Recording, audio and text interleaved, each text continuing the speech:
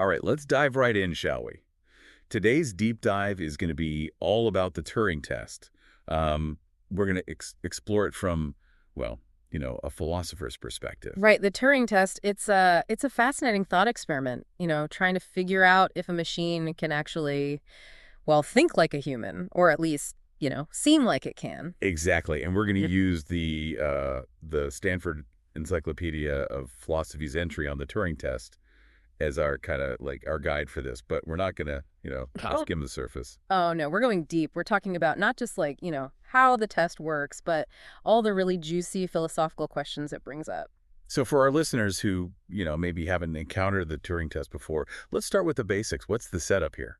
Okay, so imagine a game, right? It's actually called the imitation game, and you've got three players: the interrogator, the human, and the machine. They're all kept separate, right? Like they can't see each other. Yeah, totally separate. And the interrogator's job is to figure out who's who just by talking to them, asking questions, analyzing the answers, that kind of thing. So it's like a high-stakes guessing game where the machine is trying to, like, throw off the interrogator. Exactly. The machine's goal is to blend in, to sound so human that the interrogator can't tell them apart from the actual human player.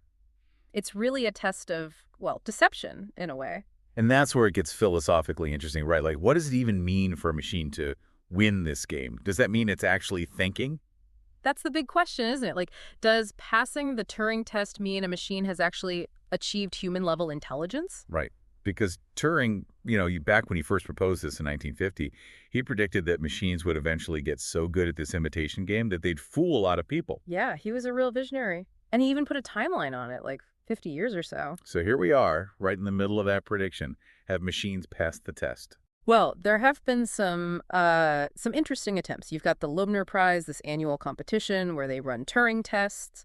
But so far, no machine has consistently fooled the judges, especially the expert ones. So not quite there yet, but maybe we're getting close. Maybe, maybe. Turing also said it could take a century or more for machines to pass a truly unrestricted Turing test. He knew it wouldn't be easy. And to really understand why, we need to dig into the objections, right? Like the philosophical arguments against the idea that machines can think. Absolutely. Turing himself outlined 9 major objections, and these are the real meat of the matter, philosophically speaking. Yeah, let's get into those. Starting with, I guess, the most fundamental one, the theological objection. Right. The idea here is that, well, it's based on substance dualism, the belief that the mind, or the soul, is something separate from the body, something non-material. So no matter how complex machine we build, it can't truly think because it doesn't have that special non-material essence, right? Right. It's like saying a computer is just a bunch of circuits and wires, but true thought requires something more, something beyond the physical. So from this perspective, creating a thinking machine would be like, I don't know, trying to build the soul out of silicon. Pretty much. But Turing, he was so clever, he pointed out this little loophole in the argument. It assumes that only God can create a soul, right? Okay, I see where you're going with this. So if we accept that, then why couldn't God, theoretically decide to give a soul to a machine? It's not explicitly ruled out. So even from a theological standpoint, the possibility of a machine, I don't know, having a soul isn't totally off the table. It's just it kind of shifts the focus of the question. Exactly. Now let's move on to another one, the heads in the sand objection. This one is, well, it's more about human fear than anything else. Fear of what?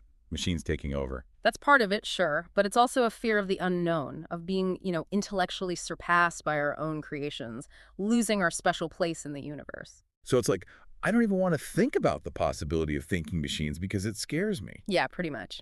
And Turing, he understood that fear, but he argued that, fear doesn't actually address the core question. It's a separate issue entirely. Right. It's like saying, I don't want it to be true, therefore it can't be true. Exactly. He suggests that if we can accept that other human beings have minds based on their behavior, then we should apply the same logic to machines. If a machine acts intelligently, why should we automatically assume it's not really thinking? Okay, that's a good point. Now let's tackle a more technical objection, the mathematical objection. This one gets into some pretty complex territory. Yeah, this one delves into some heady stuff like Gödel's incompleteness theorems and the halting problem. But basically, the argument is that formal systems, like the kind that computers are based on, have inherent limitations. Limitations in what sense? Limitations in what they can prove. There will always be true statements that these systems can't prove within their own rules. So if computers are essentially formal systems, then they might inherit these limitations too. They can't know everything. Exactly, and that's the crux of the mathematical objection. Because of these limitations, computers can never truly think like humans who presumably aren't bound by these same constraints. But here's the thing, and Turing pointed this out. Are humans really exempt from these limitations? Do we have some special access to, like, ultimate truth that goes beyond formal systems? That's a great question. And honestly, philosophers and mathematicians are still debating that today. Like, do we humans have a kind of knowledge that transcends logic and mathematics? Right, maybe we're not as different from machines as we think. Or maybe, maybe we are. It's still a mystery. It really is. And it's these kinds of questions that make the Turing test so fascinating, so enduring. It's not just about building clever machines, it's about understanding what it means to think, to be intelligent in the broadest sense. Okay, so moving on. Let's talk about the argument from consciousness. This one, this one really gets into like the heart of what it means to, well, to have a mind. Right, like is there more to thinking than just processing information? Does it require feelings, emotions, that kind of thing? Exactly. And Turing, he actually quotes this Professor Jefferson, who he believed that a machine can't really think unless it can feel, like feel joy when it succeeds or sadness when it fails, even like, feeling flattered by a compliment. So real, genuine emotions, not just like simulating them, but actually experiencing them. Right. And Turing, he didn't just, dismiss this idea out of hand. He acknowledged that, yeah, feeling, self-awareness, they're hallmarks of human consciousness, right? But did he think machines could ever achieve that? Like real, genuine emotions? Well, he proposed this interesting possibility. He said, what if a machine could express emotions so convincingly that it was impossible to tell the difference between, the machine's expression and a human's genuine feelings? Okay, I see what you're saying. Like, think about how AI can already write poems or compose music that makes us feel things. It can evoke emotional responses in us. Right, exactly. So the question is that enough? Like, if a machine can create something that makes us feel sad, does that mean the machine itself understands sadness? That's a really tricky question. Yeah. It gets at, like, the difference between mimicking something and actually experiencing it. Yeah, it's a question that still, keeps philosophers and scientists up at night. Like, is there something unique about human consciousness? Something that can't be replicated in, I don't know, silicon and code? It makes you wonder if there's some kind of, like, secret ingredient to consciousness that we haven't figured out yet. Maybe, maybe. Okay, now Turing also addressed this whole cluster of objections that he called the arguments from various disabilities. Basically, he listed all these things that people said machines could never do. Like what? Give me some examples. Oh, all sorts of things. Be kind, be resourceful, be beautiful, have a sense of humor, even like enjoy strawberries and cream. Strawberries and cream. That seems like a rather specific disability. Right. It's a funny list, but Turing's point is that it reveals this kind of like human bias we have when we think about intelligence. We tend to define it in terms of, well, ourselves. So by pointing out these disabilities, he was saying, hey, maybe our definition of intelligence is too narrow. That's exactly it. He was challenging us to think, why are we so sure that these qualities are unique to humans? Couldn't a sufficiently advanced AI, at least in theory, exhibit these qualities too? It's like we're judging a fish by its ability to climb a tree. Right. Maybe we need to, like, expand our idea of what intelligence can look like. I like that analogy. Like maybe an AI could show kindness through its actions, even if it doesn't experience emotions the same way we do. Right. It's about the outcome, not necessarily the internal process. Okay, so let's move on to another big one, Lady Lovelace's objection. This one deals with creativity. Creativity. That's always felt like a very human thing, What was Lady Lovelace's argument? Well, Lady Lovelace, she was a brilliant mathematician, one of the first to work on like mechanical computers way back in the day. And she argued that, machines can only do what they're programmed to do. They can't be truly original. That makes sense. Like a computer can only work with the data and instructions it's given. Right. But Turing, he countered with this really thought-provoking question. Do humans truly originate anything in a deterministic universe? Like, if everything is cause and effect, do we really have free will to create something new?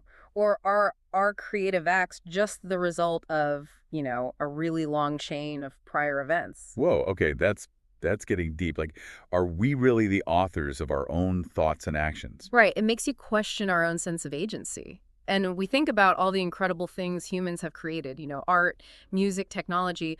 Even if it all comes down to, a complex set of causes and effects, it's still pretty amazing. Yeah, and computers can create amazing things too. Like, who's to say that a computer composing a symphony isn't a form of creativity, even if it's based on algorithms? Exactly. It kind of blurs the lines, doesn't it? The Turing test, it's really about judging behavior, not the internal workings of a mind. Okay, let's move on to the argument from continuity of the nervous system. This one's about the biology of thinking. Okay, you lay it on me.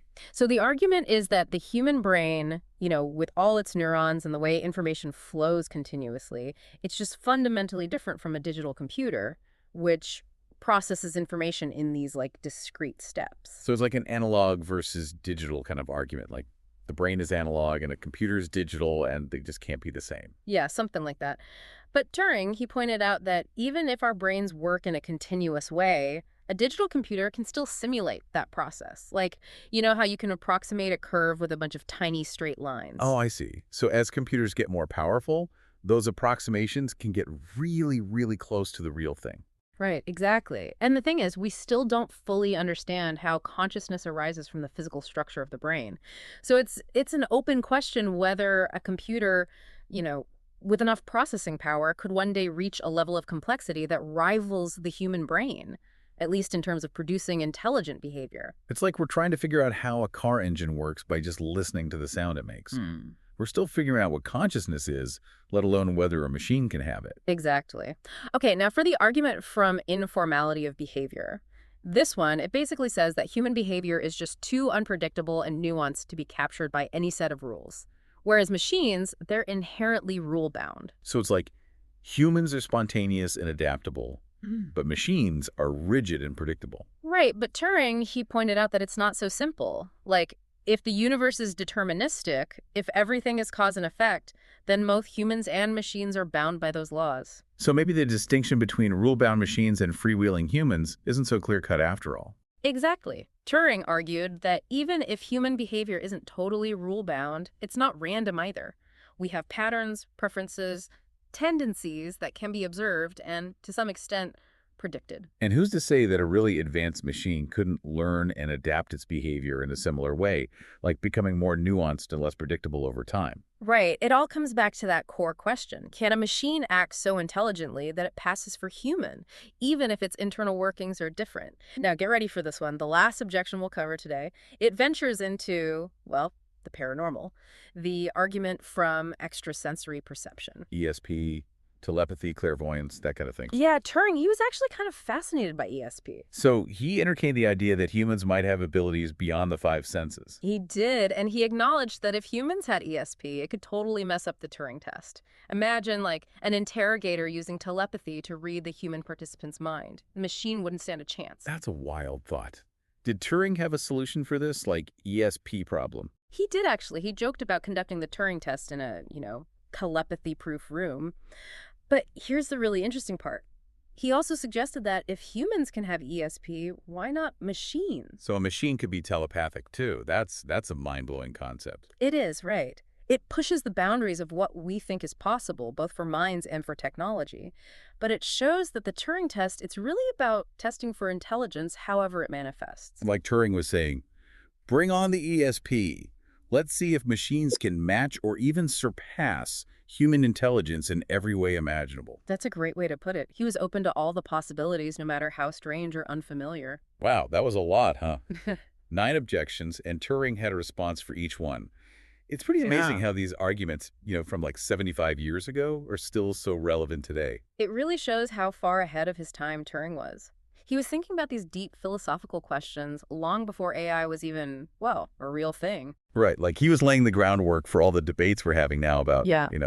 artificial intelligence, consciousness, all that stuff. But the conversation, it doesn't end with Turing's responses. Hmm. There's another big one we have to talk about, the Chinese room argument. Oh yeah, the Chinese room. That's Yeah. a classic. It's about like whether a machine can really understand language, even if it can, you know, use it perfectly. That's the gist of it. Okay, so imagine this. You're locked in a room and you don't know any Chinese, right? But you've got this giant rule book for manipulating Chinese symbols. Okay, I'm following so far. And people outside the room, they slip you questions written in Chinese.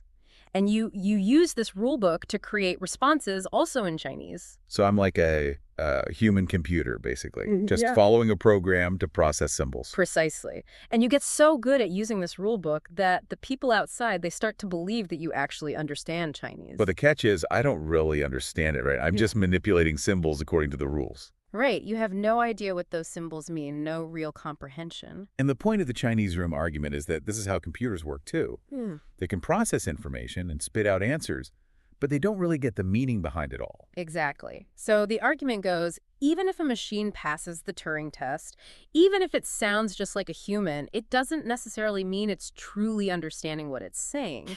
It might just be a really sophisticated symbol manipulator. Okay, yeah, that's a pretty big challenge to the whole idea of the Turing test. Like, how do we know if a machine is really thinking or if it's just faking it really, really well? That's the million-dollar question, isn't it? The Chinese room, it doesn't, totally invalidate the Turing test, but it throws this big philosophical wrench into the works. It makes us question whether behavior alone is enough to judge intelligence. Right. Maybe we need to look deeper, Mm. beyond just the surface of language and behavior to see if there's real understanding, real consciousness behind it all. So where does that leave us? We've gone through all these objections, all these arguments, and it seems like there's still no easy answer to the question.